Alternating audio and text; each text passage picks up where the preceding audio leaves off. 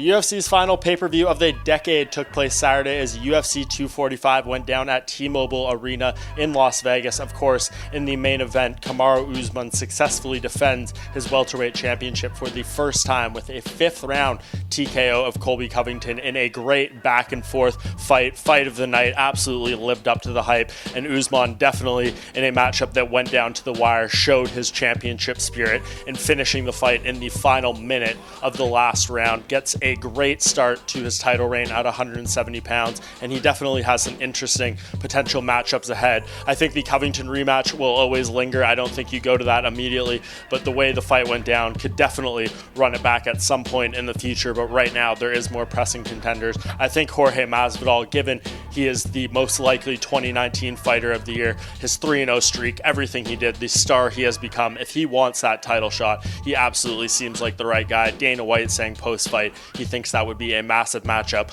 I tend to agree, but there is some other fights potentially on the table for Masvidal.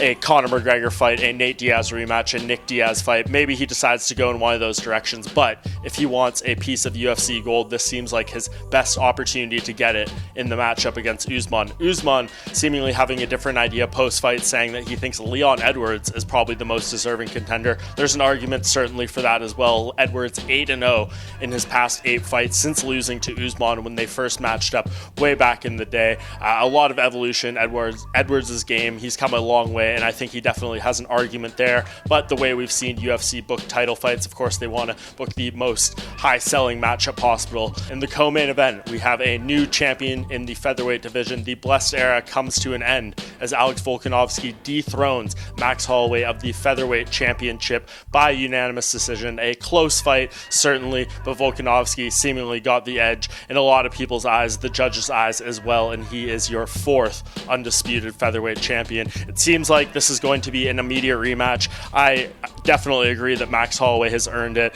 He has put together one of the great title reigns in UFC history, one of the great runs in UFC history, had won 13 consecutive bouts in the featherweight division coming into this, and I think just given the potential options out there, yes, you have the likes of Yair Rodriguez, Zabit, Magomed Sharapov, but I don't think they're quite ready for that title shot yet. Dana White saying post-fight he thinks a rematch potentially in Volkanovski's backyard of Australia would make a lot of sense. I think Max Holloway would be more than willing to do that. I think a lot of people will want to see it. We can see what type of adjustments Max Holloway can make, and like I said, I think given what he's done in this weight class and during his reign, he has earned that opportunity. There was a third title fight on this card with Amanda Nunes reaffirming her GOAT status in the women's division.